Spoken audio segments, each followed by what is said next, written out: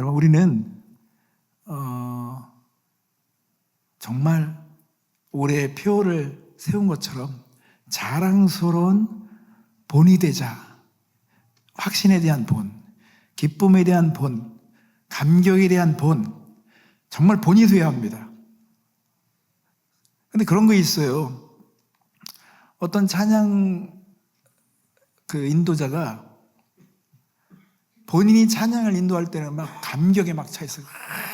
선동저처럼 막 그래. 근데 본인이 찬양 인도를 안 하고 저기 있을 때는요, 거기 쭈그려서 이렇게 있어.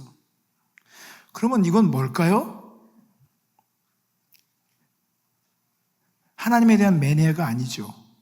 하나님에 대한 매니아는 예수님의 이름이 찬양이 되면요, 그냥 본능적으로 막 즐거워야 돼요. 와, 세례요한이 뱃속에서부터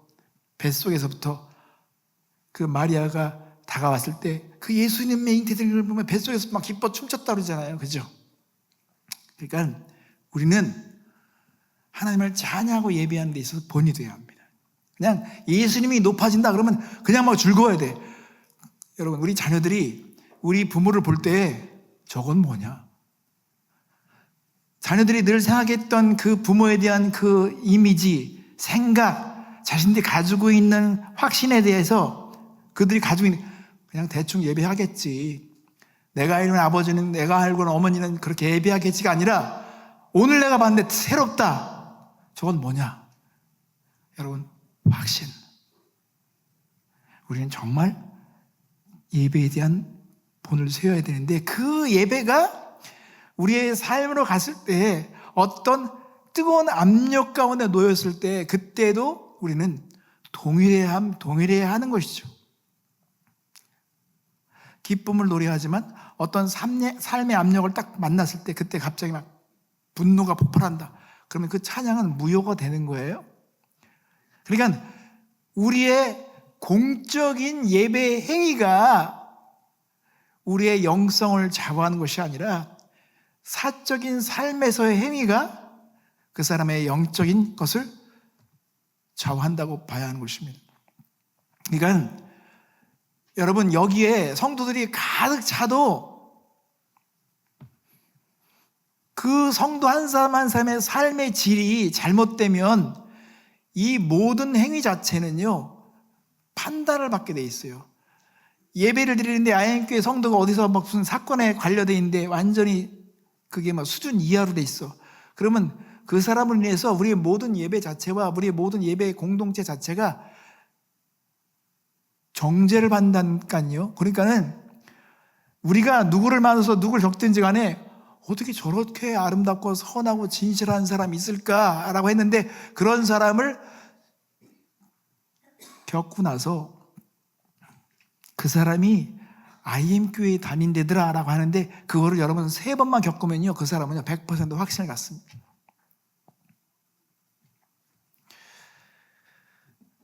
오늘 제가 창세기 49장 22절부터 24절의 말씀을 가지고 섰는데요,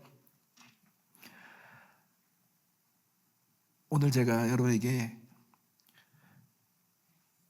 이 새해를 맞아서 우리가 정말 복에 대한 정확한 그림을 볼 수 있어야 되며 그 복을 추구하고 우리가 우리 자녀들에게 그 복을 물려주고자 하는 간절한 기대와 소망을 가져야 됩니다. 자, 새해에 우리가 카드를 받거나 카톡으로 다 새해 인사를 볼 때 저는 그 문구를 보면서 한참 고민했어요. 받을 때도 그렇고 제가 드릴 때도 그렇고 이 사람이 이것을 정말 생각하고 고민하고 소원하면서 보낸 글인가, 아니면 어디서 가져와서 그냥 누가 늘 하던 얘기로 그냥 한 것인가. 여러분, 새해 복 많이 받으세요 말하잖아요. 그런데 복이 무엇인지를 보는 것도 사람마다 달라요. 복을 볼 수 있는 눈이 있어야 됩니다. 나무는 샘 곁에 있을 때 복된 상태죠. 그러면 인간이 복된 상태에 놓여 있다는 것은 무엇을 말하는 것입니까? 어떤 상태가 복 있는 상태를 말하는 것입니까?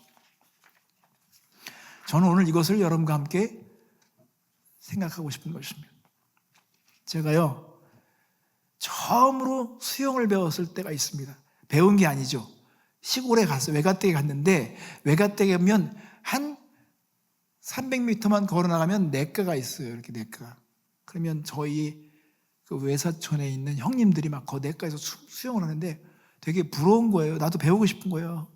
그래서 형, 나도 수영 가르쳐 줬더니 그 형들이 저를 물에다 그냥 던져버렸어.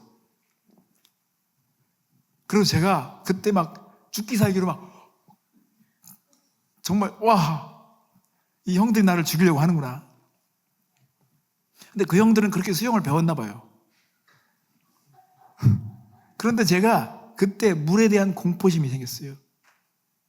오래 걸렸어요, 수영을 배우는데. 신앙생활을도요, 사람이 처음 경험이 되게 중요한 거예요. 처음에 교회 왔는데 목사님이 전혀 와닿지도 않은 설교를 한다. 그러면 교회는 전혀 와닿지도 않은 얘기하고 비현실적인 얘기하는 집단으로 생각하게 돼 있어요. 그러니까 이 첫 경험이 중요하다는 걸 여러분 다 인정하실 겁니다. 그래서 교회는요, 이 첫 경험을 하는 사람들이 왔을 때 너무 그 경험이 중요한 것입니다. 그래서 여러분, 우리가 믿는 이 신앙이 알다가도 모르거나 아니면 뭔가 확실치 않는 무엇인가를 더듬더듬 믿어가는 신앙이라고 생각하는 사람들은요, 이미 그 선입견에 속고 있는 것입니다. 원래는 중학교 2학년 정도만 되면 다 알아들을 수 있는 것이 성경의 진리인 것입니다. 이것을 왜 그렇게 쉽게 설명을 못 해주는 것일까요? 왜 듣는 사람들은 왜 그렇게 계속 설교를 들으면서도 삶이 변화되지 않는 것일까요?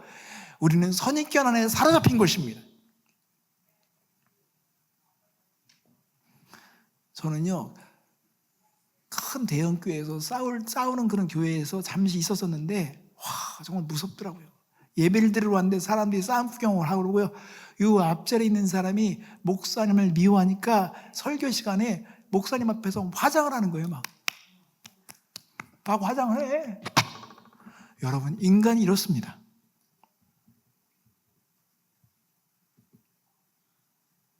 몰라서 그럴까요?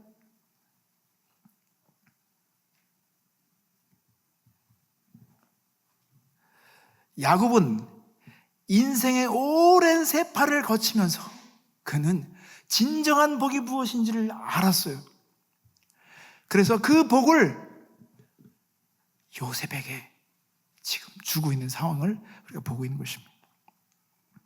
여러분, 복은 복을 볼 줄 아는 사람들이 있어야 합니다. 그래서 오늘 우리가 샘 곁에 무성한 가지라는 제목을 가지고 말씀을 나눌 텐데요, 우리가 만족한 삶, 행복한 삶, 이것은요 열매가 가득한 것입니다. 한 해가 지났는데 열매가 없다 그러면 만족이 없죠. 우리는 행복할 수 없습니다. 열매가 가득할 때 우리는 만족할 수 있는데, 하나님도 열매가 가득할 때 영광을 받으신다고 말씀하셨습니다. 요한복음 15장 8절 말씀에 너희가 열매를 많이 맺으면 내 아버지께서 영광을 받으실 것이요 너희는 내 제자가 되리라. 세상은 돈에 대한 열매를 많이 맺는 것에 대해서는 발달되어 있습니다. 그러나 성경에서 말하는 열매는 좀 더 다른 차원이죠. 정말 인간이 만족하고 행복할 수 있는 그 열매에 초점이 맞춰져 있습니다. 그래서 하나님은 인간을 설계해 놓으셨을 때 하나님의 방법과 하나님의 의도와 하나님의 목적대로 만족하지 못하면 그것은 다 이유가 있는 것입니다. 그래서 야곱이 요셉에게 지금 선포하는 이 구절, 자 보십시오. 49장, 창세기 49장 22절 말씀. 요셉은 무성한 가지, 곧 샘 곁에 무성한 가지라. 그 가지가 담을 넘었도다 그랬습니다. 먼저 요셉은 이 무성한 가지의 열매를 맺은 사람이었어요. 야곱은 그것을 본 거예요. 한글 성경을 보면 무성한 가지라고 하니까 가지만 그냥 막 무성하면 열매가 없는 것처럼 표현되는데, 영어는 이 원어를 따라 이 번역된 영어 성경을 보면요, Joseph is a fruitful bough라고 했습니다. 여러분, 이것은 열매가 막 주렁주렁 맺힌 가지인데, 이 가지가 큰 가지를 말하고 있는 거예요. 대가지.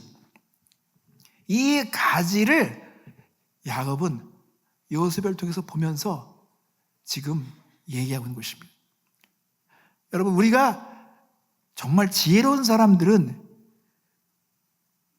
비유를 들게 되어 있어요. 비유를 든다는 것은 어떤 것이 보이기 때문에 그것을 설명하고 쉽게 비유를 들려고 하다 보니까 그 비유를 들게 되는 것인데, 지금 무성한 가지로 비유를 하고 있단 말이에요. 그러니까 우리가 자녀들에게 유언을 하거나 복을 빌거나 우리가 축복을 할 때는 우리 안에 선명한 그림이 있어야 돼요. 어떤 그림? 만족한 상태, 복된 상태, 열매로 가득한 상태를 보면서 그걸 유언해야 되는 거예요. 그냥 어디서 어떤 개념이 있기 때문에, 남들이 그 얘기 때문에 가져서 복 받아라, 아니면 어떻게 되라가 아니라 그 그림을 보면서 막 마음에 그것이 막 이글거려야 됩니다. 그러니까 야곱은 이제 죽기 전에 유언하는데, 야 요셉아, 넌 무성한 가지다. 어떻게 무성할까요? 여러분, 요셉은 성경에서 말하는 중요한 열매들을 다 맺었습니다. 자, 보십시오. 로마서 1장 13절 말씀에, 형제들아, 내가 여러 번 너에게 가고자 한 것을 너희가 모르기를 원하지 아니하노니 이는 너희 중에서도 다른 이방인 중에서와 같이 열매를 맺게 하려 함이로되 지금까지 길이 막혀도다. 사도 바울은 영혼 구원에 대한 열매에 대해서 말하고 있는 거예요. 근데 여러분, 요셉은 가문과 기근 속에서 자신의 가족을 구원했습니다. 요셉 때문에 그 가족이 산 거예요. 오늘 이 시대에도 영혼의 가뭄과 이 기근 속에 빠져 있는 사람들에게 구원을 가져다 줄 수 있는 열매를 맺을 수 있는 사람이 되기를 원하십니다. 정말 예수 믿지 않으면 지옥불에 간다고 하는 것이 믿어진다면 우리가 가만히 있을 수가 없겠죠. 이 영혼의 기근 속에서 말라 비틀어져 죽어가는 사람들을 구원해야 되는데, 요셉은 구약성경에서 예수님을 가장 많이 닮은 사람에 대한 표상이죠. 여러분, 요셉은요, 어릴 적부터 꿈을 꿨어요. 예수님은 이 땅에 꿈을 가지고 오셨죠. 온 인류를 구원할 꿈을 가지고 오셨잖아요. 요셉은 꿈을 가졌어요. 근데 그 꿈을 가진 요셉을 그 형제들이 팔아버렸습니다. 가장 가까운 형제에게 배신을 당했습니다. 예수님도 가장 가까운 사랑하는 제자에게 배신을 당했잖아요. 이런 모든 과정을 보면 요셉은요, 예수님의 그 행적을 따라서 그 과정을 겪어내면서 열매를 맺었습니다. 요셉은 애굽이라는 민족 자체를 살려내잖아요. 그죠? 자, 두 번째로 어떤 열매를 맺었을까요? 로마서 6장 22절 말씀에, 그러나 이제는 너희가 죄로부터 해방되고 하나님께 종이 되어 거룩함에 이르는 열매를 맺었으니 그 마지막은 영생이라. 여러분, 성경에서 말하는 또한 열매가 거룩함에 대한 열매입니다. 그런데 요셉은 보디발의 아내의 유혹을 뿌리치며 그가 자신을 깨끗게 하기로 결단을 내린 것입니다. 하나님을 경외함으로, 자기가 섬기고 있는 주인에 대한 그 충성심 때문에 그 아내와의 관계를 그는 거절한 것입니다. 그래서 그로 인해서 모함을 당하고 감옥에 갇혔잖아요. 요셉은 거룩함에 대한 열매를 맺었습니다. 그래서 성경에서, 특히 구약 성경에서 죄에 대해서 전혀 기록된 사실이 없는 사람이 요셉입니다. 다윗은 그가 훌륭한 예배자의 본인이 되지만 그러나 그는 범죄에 대한 기록이 남아 있습니다. 자, 또 한 번의 열매를 보겠습니다. 골로새서 1장 10절 말씀에 주께 합당하게 행하여 범사에 기쁘시게 하고 모든 선한 일에 열매를 맺게 하여 하시며 하나님을 아는 것에 자라게 하시고 그렇습니다. 선한 일에 열매를 맺는다. 여러분, 요셉은 애굽이라는 모든 민족에게 그는 정말 히어로입니다. 요셉의 그 판단과 전략과 그의 어떤 계획을 따랐기 때문에 애굽은 사는 것입니다. 7년 동안 풍년에 대비해서 풍년에 곡식을 다 준비해 놓고 이제 다가올 7년의 기근을 대비해서 그 애굽이 살기 때문에 애굽은 뭐 전 국민이요. 요셉만 생각하면 너무 고마운 거예요. 기근 때. 저런 사람이 있었기 때문에.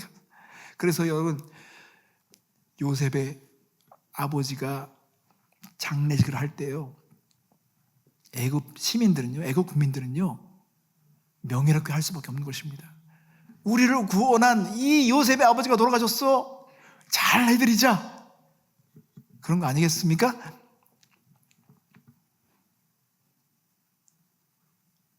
온 국민을 굶주림에서 살리는 것입니다. 이것만큼 선한 행위 어디에 있습니까? 요셉은 그런 존재로 쓰임받은 것입니다. 또한 히브리서 13장 15절 말씀에 그러므로 우리는 예수로 말미암아 항상 찬송의 제사를 하나님께 드리자. 이는 그 이름을 증언하는 입술의 열매니라. 여러분, 우리가 하나님을 찬송하는 것, 주님의 이름을 증언하는 것은요, 이게 입술의 열매라고 하잖아요. 그런데 요셉은 이런 열매를 맺은 것입니다. 바로가 꿈을 꿨는데 이 꿈을 해석할 자가 없었잖아요. 그런데 요셉은 그 꿈을 해석하기 전에 아주 중요한 선언을 합니다. 이 꿈에 대한 해석의 주인은 내가 아니라 하나님이십니다라고 말하잖아요. 그래서 창세기 41장 16절에 요셉이 바로에게 대답하여 이르되 내가 아니라 하나님께서 바로에게 편안한 대답을 하시리다. 그렇게 주님의 이름을 높이고 영광을 돌리는 것을 볼 수가 있습니다. 그러니까 하나하나 요셉은 열매를 맺는 것을 볼 수가 있습니다. 그래서 요셉의 삶을 보면요, 비록 구약에 살았지만 성령의 열매를 다 주렁주렁 맺습니다. 갈라디아서 5장 22절부터 23절 말씀에 오직 성령의 열매는 사랑, 희락, 화평과 오래 참음과 자비와 양성과 충성과 온유와 절제니 이 같은 것을 금지할 법이 없느니라. 그가 얼마나 용서의 사람으로 대표되고 있습니까? 복수하지 않았습니다. 오래 참았습니다.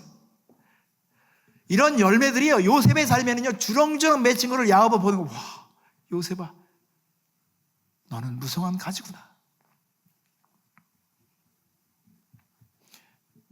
이런 열매를 하나님께서 우리가 맺을 때에 영광을 받으시잖아요. 근데 이런 열매를 맺지 못하면 어떻게 합니까? 예수님은요, 어느 날 정말 배가 고픈 시장한 상태 속에서 무화과나무 잎을 바라보면서 이파리는 무성한데 거기에 열매가 하나도 없는 것을 보시고 너무 실망하셔서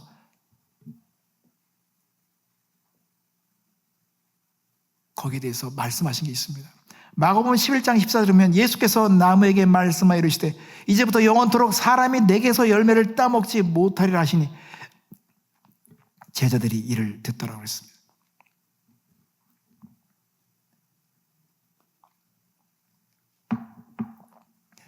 열매를 맺을 수 있는 기회가 주어졌음에도 열매를 맺지 못하잖아요.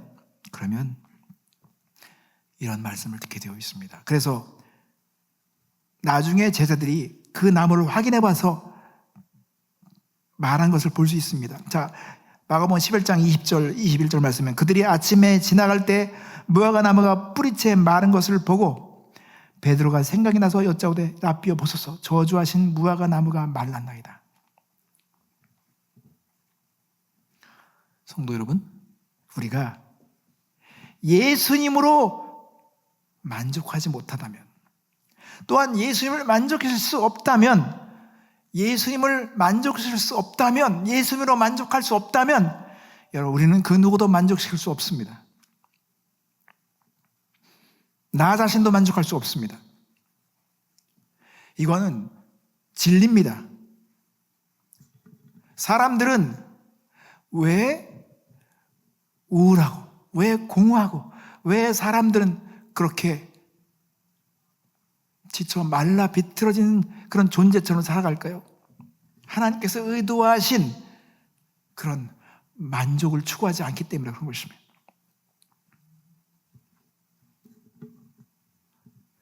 열매를 맺지 못하면 예수님께서 그 열매를 맺지 못한 것에서 분명히 말씀하셨습니다. 너는 이 땅에 존재하는 이유를 갖지 못하는구나. 그래서 뿌리채 말라 비틀어지도록 주님께서 그 나무에 대해 저주를 하신 것처럼, 여러분, 우리가 기본적으로 우리 자신에 대한 설정값을 바로 세워야 됩니다. 우리는 죄인이잖아요. 죄인. 그렇죠? 우리는 의인이 아닙니다. 죄인입니다. 이미 죽은 자들입니다. 진노의 자식들입니다. 우리는 이 기본 스태트 라인에서 우리 자신을 봐야 되는데, 사람들은 우리가 어느 정도 선하고 의로운 존재라고 생각하기 때문에 우리가 어떤 말을 들었을 때, 그 말을 들었을 때 막 자존심이 상하는 거예요. 나 그 말을 당신 맞는 말 안 해요. 당신 죽어도 싸. 그러면 당신 맞는 말 해야 되는 것이 이게 기본 설정감이 된 거예요. 그런데 내가 대충 어느 정도 의롭다고 생각하기 때문에 그런 말 들으면 기분 나쁜 것이죠. 그것처럼 우리는요, 열매를 맺지 못하면 존재할 가치가 없는 것입니다. 열매 맺을 수 있는 기회라도 주신 것입니다, 하나님께서. 자, 그러면 요셉이 열매를 맺을 수 있었던 그 비결, 그 근거는 어디 있을까요? 야곱은 이것을 본 것입니다. 그래서 요셉은 무성한 가지니 곧 샘 곁에 무성한 가지라. 창세기 49장 22절 말씀에 다시 보면 샘 곁에 무성한 가지라고 표현하고 있습니다. 여러분, 우리는 성경에서 복 있는 사람에 대해서 수도 없이 들었어요.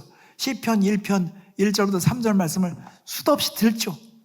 저는 어렸을 때 가정 예배를 드리거나 어떤 예배를 드릴 때마다 이 시편 1편부터 시편 1편에 있는 1절부터 3절까지 말씀을 계속 가지고 사용하는 걸 보면서 되게 궁금했었어요.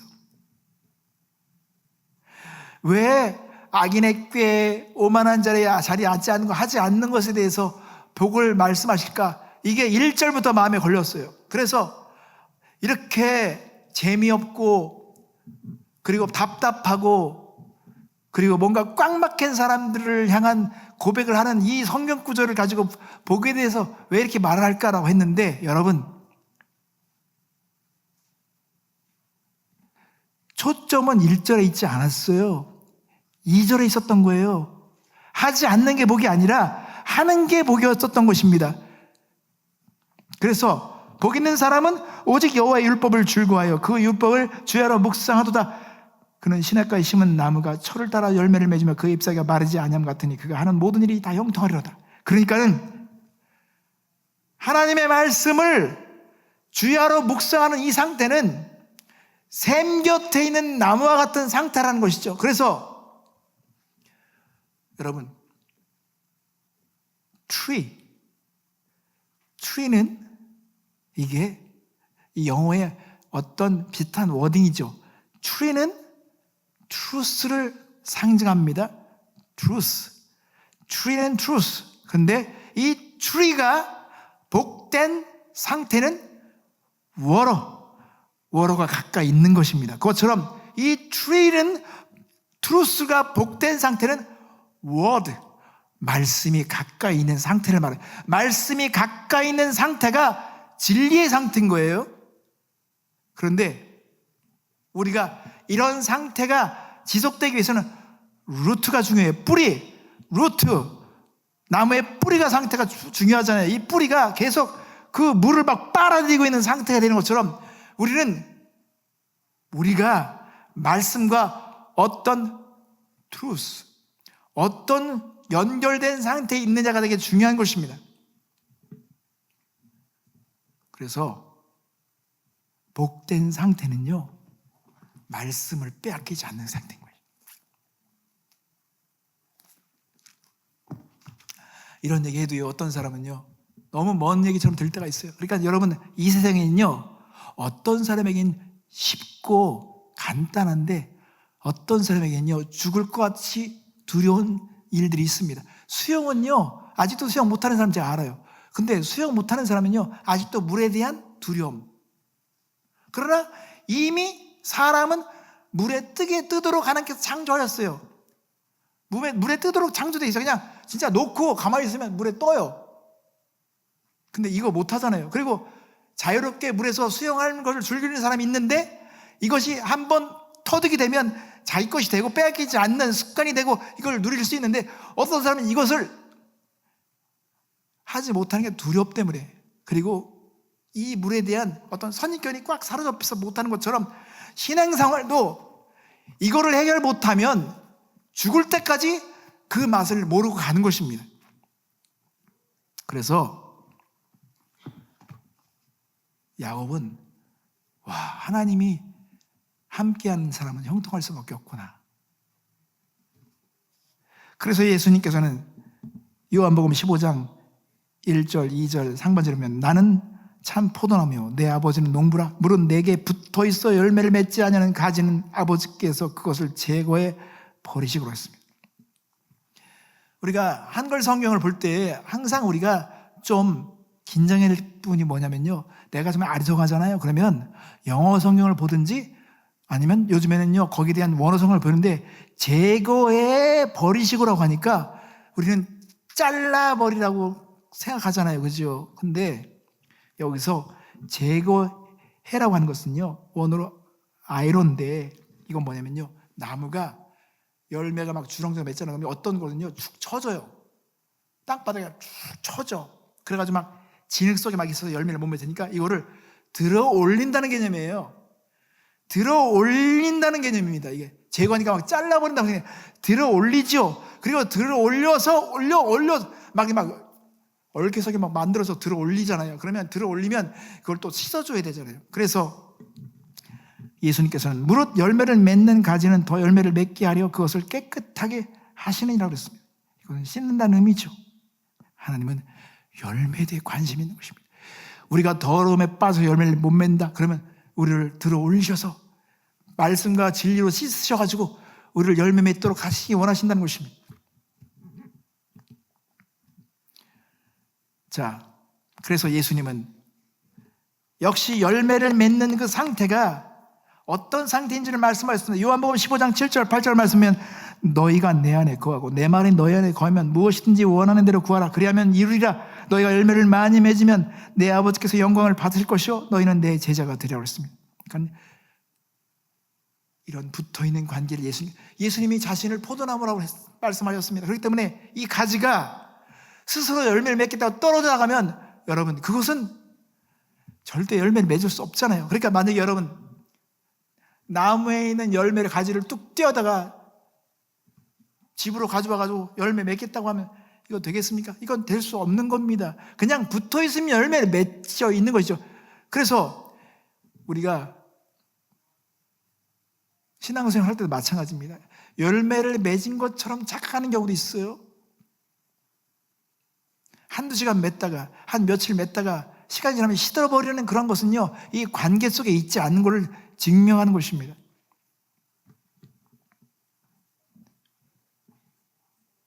요셉은 우물 속에 웅덩이에 빠져 있을 때조차도 그는 하나님을 의지했다고 볼 수 있습니다.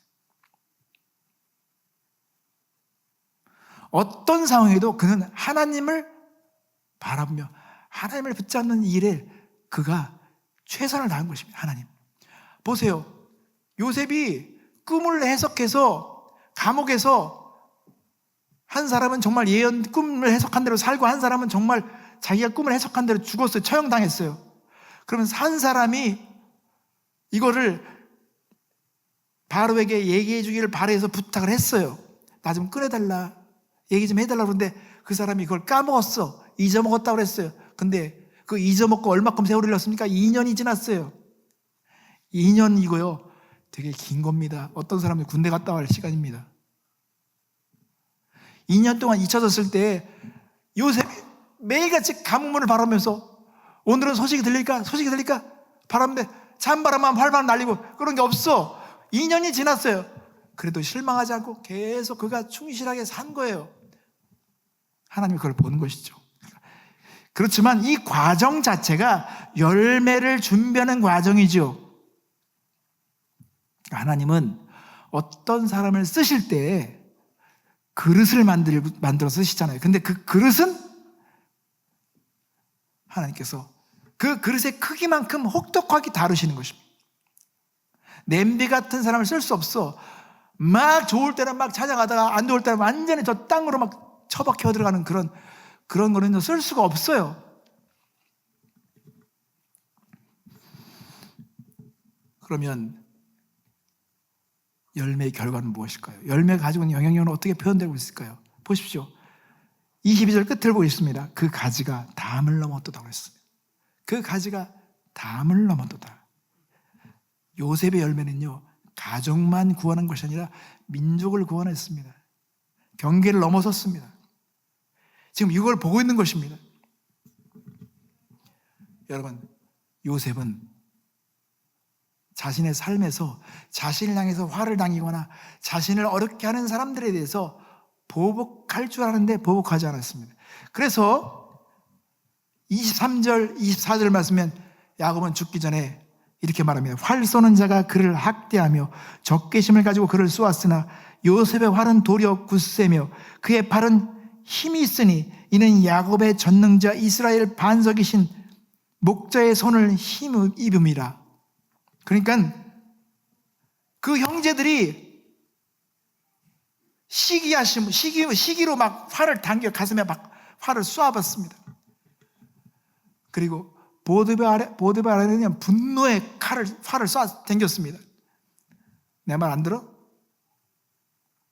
그리고 술 맡은 자는요, 무관심한 활을 당겨버렸습니다. 좀 기억해주지. 전혀 기억해주지 않았습니다. 2년이라는 세월을 그가 기억하지 않았습니다. 그러니까 요셉은요, 시기심의 화를 받았어요.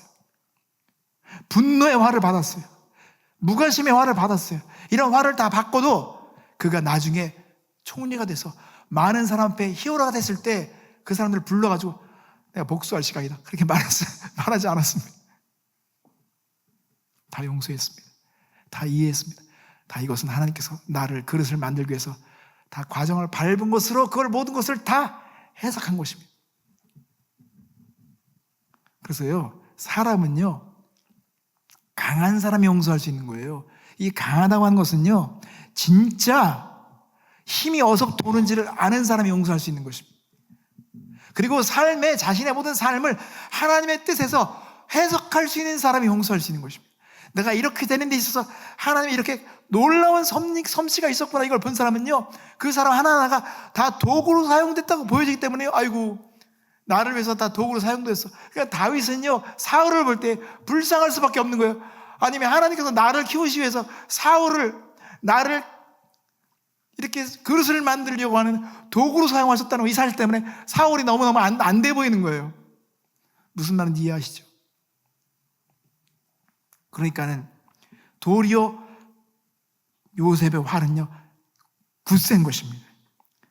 그의 팔은 힘 있는 것입니다. 그러니까 이 칼을요, 칼집에 딱 꽂고 그 칼집을 쓰지 않으면서도 그 칼집에 딱 꽂으면서 그냥 그대로 둔 상태에서도 어떤 능력을 발휘할 수 있는 사람이 진짜 힘 있는 것입니다.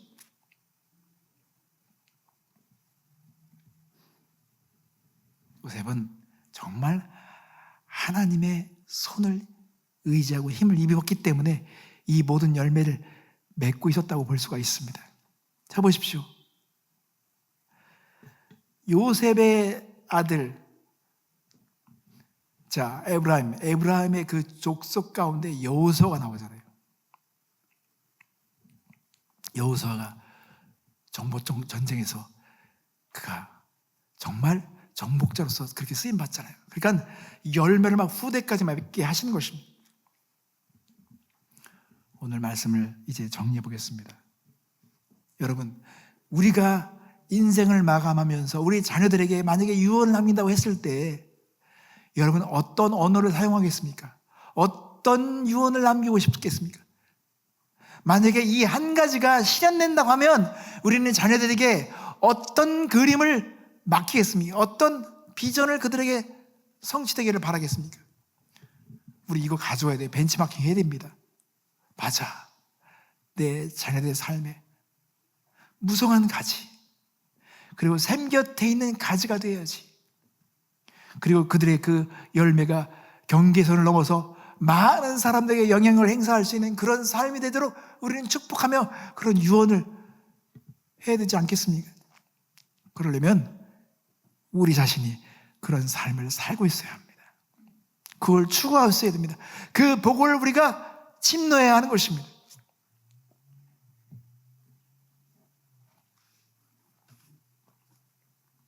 말씀에서요, 우리가 눈을 떼서는 안 되죠. 가까이 있으려고, 샘 곁에 있으려고 하는 그런 몸부림이 있어야 하는 것입니다. 그래서 우리 자녀들이 우리 부모를 볼 때 우리 아버지, 우리 어머니는 늘 샘 곁에 있는 나무 같았습니다. 말씀 없이는 살지 않았습니다. 말씀을 그렇게 사모하셨습니다. 그래서 여러분의 성경책을 봤을 때요, 막 밑줄이 막 그어져 있어야 돼요. 얼마나 말씀을 사모했는지. 근데 성경책을 부모님이 돌아가서 성경책을 봤는데 밑줄이 하나도 안 그어있으면 우리 어머님이 어떤 구절을 좋아했는지도 몰라. 어떤 구절을 사모했는지도 몰라. 그럼 안 되잖아요. 그래서 시간이 갈수록 성경이 막 누더기가 되고, 그래서 이걸 볼 때마다 정말 하나님의 말씀을 사모했구나 해야 되겠죠. 여러분, 우리는 만족이 어디서부터 오는지를 알고 있어야 합니다. 그래서 이것을 우리가 완전히 내 것으로 확보하고 이것을 우리 자녀들에게 물려줄 수 있는 그런 거룩한 본을 삼아야 할 것입니다. 만족은 하나님께서부터 온 것입니다. 하나님께 영광을 돌리면 그 영광이 우리의 삶에 분명한 열매로 나타날 거라고 저는 믿습니다. 요셉은 예수님을 닮았죠. 예수님은요, 이 인류가 쏘는 모든 화살을 다 받으시면서 십자가에서 끝까지 용서하시면서 이 모든 것을 품으셨습니다. 항상 아버지와 함께하는 삶을 꿈꾸셨습니다. 아버지께서 하시는 대로, 말씀하신 대로 행하려고자 최선을 다하셨습니다. 예수님의 그 삶에서 맺은 열매를 보십시오. 우리가 다 열매를 맺은 거죠. 예수님의 열매가 우리잖아요. 우리가 그런 열매를 맺는 무성한 가지들이 되었으면 좋겠습니다. 함께 이 시간 기도하겠습니다.